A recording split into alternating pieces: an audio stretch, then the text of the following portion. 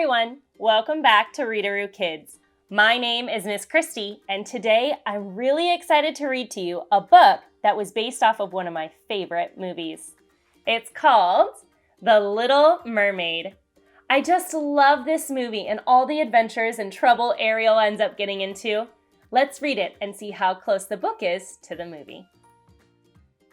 Disney's The Little Mermaid, adapted by Michael Teitelbaum. Illustrated by Sue DiCicco.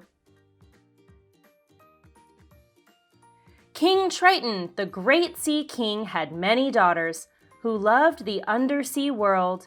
But Triton's youngest daughter, Ariel, dreamed of the world above the water's surface, the world of humans. Ariel and her friend Flounder liked to go to the surface to visit Scuttle, the seagull. Scuttle told them all about the humans' objects that Ariel found at the bottom of the sea. One day, Triton learned about Ariel's trips to the surface. The Sea King grew very angry. He asked his friend Sebastian the crab to keep an eye on Ariel. A few days later, Ariel noticed a ship sailing way up on the surface of the water. She quickly swam toward it. "Ariel, Ariel, please come back," cried Sebastian as he and Flounder swam after her. When Ariel surfaced, she saw a huge ship filled with sailors. Ariel's eyes lit up when she spotted the sailor the others called Prince Eric. It was love at first sight. Suddenly, the sky darkened. Heavy rain began to fall and lightning split the sky. The ship was tossed on the waves and the prince was thrown overboard. "I've got to save him," thought Ariel. She grabbed the drowning prince and swam to shore, pulling him onto the beach. Prince Eric did not stir as Ariel gently touched his face and sang him a love song. Soon, Ariel heard the prince's crew searching for him. She did not want to be seen by the humans, so she kissed the prince and dove back into the sea. Prince Eric awoke to find Sir Grimsby, his loyal steward, at his side. Sir Grimsby was happy that Eric was alive. "A girl rescued me," said the prince.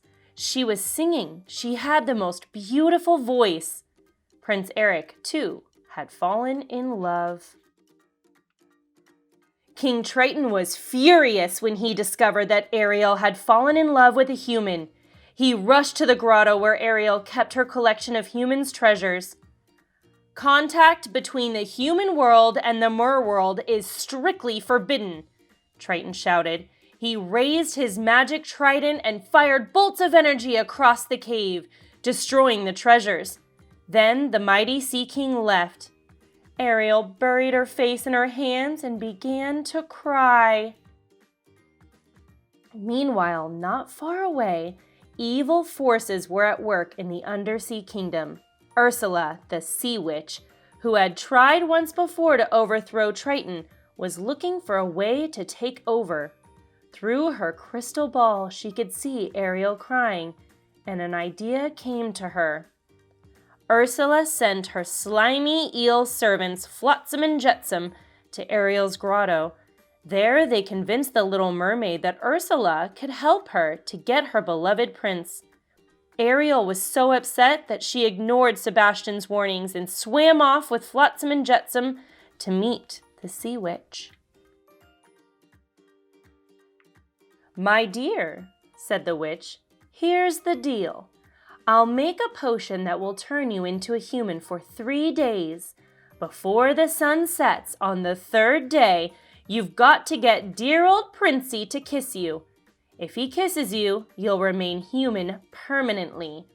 But if he doesn't, you turn back into a mermaid and you belong to me."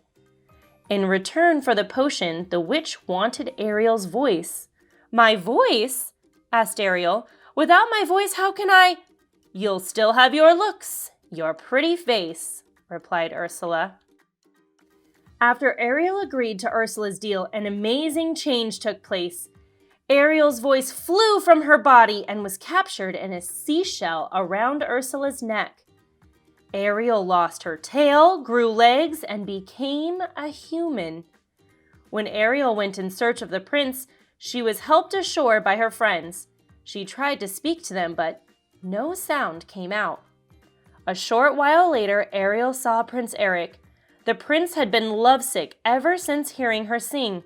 At first, the prince thought Ariel was the girl who had rescued him, but when he learned that she couldn't speak, he knew he was wrong.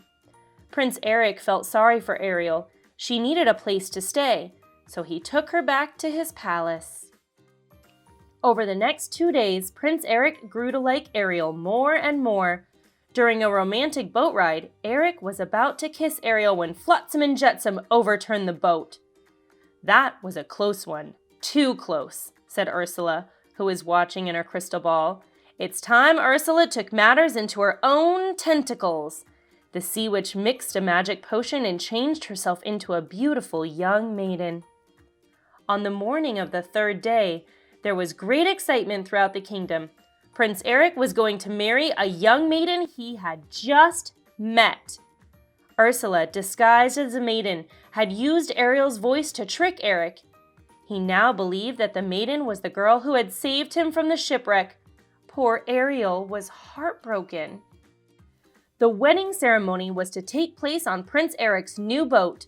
Scuttle flew by just as the bride passed in front of a mirror. Her reflection was that of the sea witch. Scuttle rushed off to tell Ariel and the rest of his friends. Sebastian quickly formed a plan. Flounder helped Ariel get out of Eric's ship.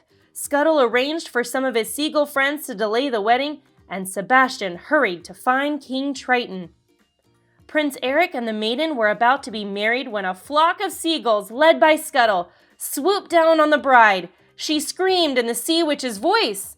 Scuttle knocked the seashell containing Ariel's voice from around the maiden's neck.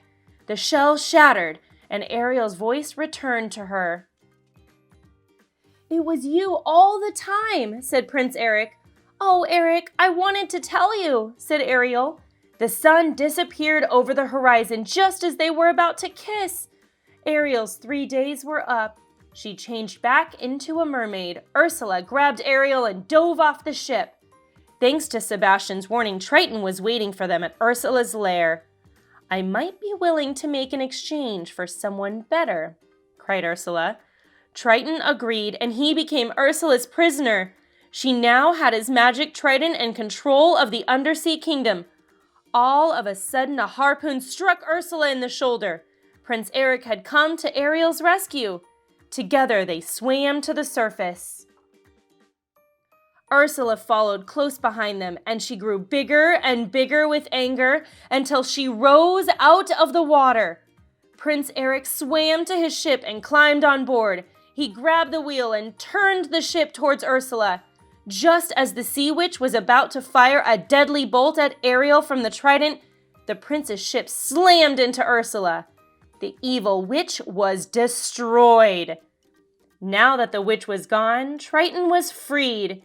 He rose from the sea and saw Ariel watching Prince Eric, who was lying on the shore unconscious. "She really does love him, doesn't she?" asked the king. Sebastian, who was nearby, nodded. "I'm going to miss her," Triton added.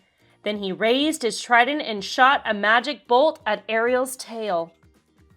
The Little Mermaid's tail disappeared, and once again, she had legs. Ariel was now a human. Prince Eric awoke in time to see his beloved Ariel running onto the shore. He kissed her, and they were married that day. After the wedding, Prince Eric and Ariel sailed off on their honeymoon to live happily ever after. What a great book this was! Even if you've never seen the movie, this book is pretty close to the real story, just a lot shorter, I think. I loved reading with you today, and I hope that we can read together again soon. If you click on the subscribe link below, you'll be able to see all the different books we've ever posted and read together. I hope that you'll join us over at ReadaRooKids.com because we have activities that go along with this book. There we do arts and crafts, puzzles, and even some really cool science experiments. If you'd like to see what we're up to every day, you can follow us on our social medias. Again, I loved reading with you. I hope we can read together again soon. But until then, ReadaRoo loves you. Have a great day. Bye-bye.